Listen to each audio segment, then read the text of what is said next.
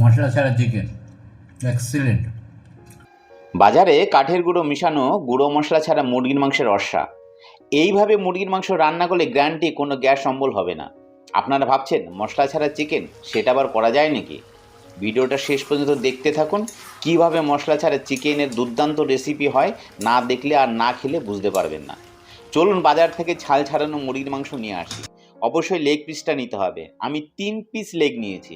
1 kilo 300 গ্রাম হয়েছে। দেখুন দেখুন কিভাবে কাটছে এই দাদাটা। এক হাতের ঠ্যাং, অন্য হাতের দাঁতে ঝপঝপ কোপ মারছে। আপনারা যখন কোনো মুরগির মাংসের কোনো রান্না করবেন, লেগ পিসটা নেওয়ার চেষ্টা করবেন সবসময়। এতে মাংসটা ছিবড়া ছিবড়া লাগবে না। লেগ পিসের মাংস খেতে হেভি লাগে। মাংসের সাইজটা মিডিয়াম সাইজ হতে হবে। এবার ভালো করে মাংসটা ধুয়ে নিতে হবে, যাতে কোনো নোংরা না লেগে থাকে মাংসের গায়ে। এখানে একটা টিপস দিচ্ছি, যেটা ভীষণ ইম্পর্টেন্ট। এই রেসিপির জন্যে মাংসে যেন কোনো প্রকার জল না থাকে। এইভাবে জল ঝরাতে দিন, দেখবেন কিছুক্ষণ বাদে মাংসের গায়ে একটুও জল থাকবে না। এবার চলুন দেখা যাক কি কি দিয়ে আমরা মাংসটা বানাতে যাচ্ছি, যেটা শোনার জন্য আপনারা নিশ্চয়ই বসে আছেন।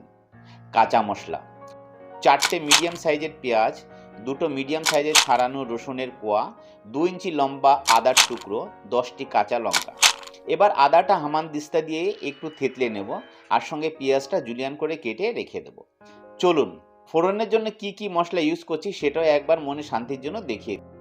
নাহলে ভাববে অনেক মশলা দিয়ে রান্না করছি বাট দেখাচ্ছি না। 2টো তেজপাতা, 4টে এলাচ, 6টা লবঙ্গ, 1.5 ইঞ্চি লম্বা দারচিনি, 1 চামচ জিরা, 1 চামচ গোলমরিচ, 3টে শুকনো লঙ্কা, হলুদ আর নুন যখন দেব দেখিয়ে দেব। এবার কড়াইটা গরম করতে দিয়ে সর্ষের তেলটা হাতের কাছে নিয়ে রাখি। গরম হলে টপ করে কড়াইতে দিয়ে দেব। তেলটা শুধু গরমের অপেক্ষা।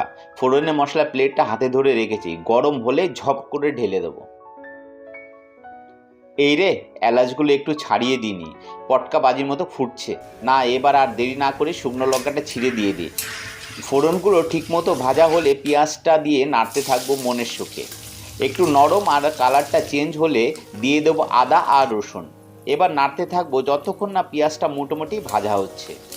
বেশি লাল করে ভাজার কোনো দরকার নেই। এবার মাংসটা দেওয়ার আগে 1 চামচ হলুদ দিয়ে নাড়তে থাকবো। বাস, ঝটপট নেড়ে চেড়ে নিয়ে মাংসটা একসঙ্গে ঢেলে দিলাম। একটু সাবধানে দেবেন, গরম তেল যেন ছিটে গায়ে না আসে।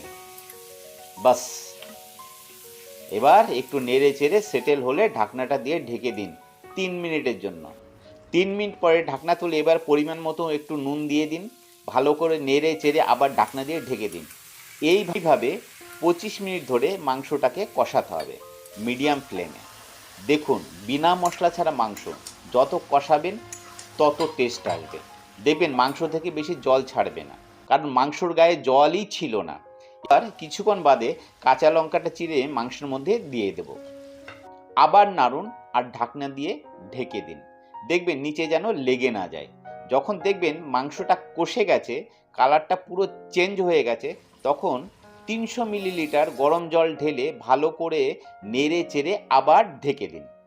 মাংসটা ভালো করে ফুটতে থাকুক, ততক্ষণ 1 মুঠো ধনেপাতা নিয়ে কুচকুচ করে কেটে রেখে দেব। এবার দেখি কি অবস্থা।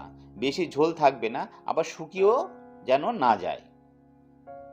ফাইনালি একবার নুন দেখে নিয়ে ধনেপাতাটা দিয়ে একটু নেড়ে চেড়ে আমার সার্ভিস পাত্রে আমার মাংসটা তুলে নিয়ে ওভেন বন্ধ করে দিয়ে স্নান করে খেতে খেতে আবার কথা বলছে।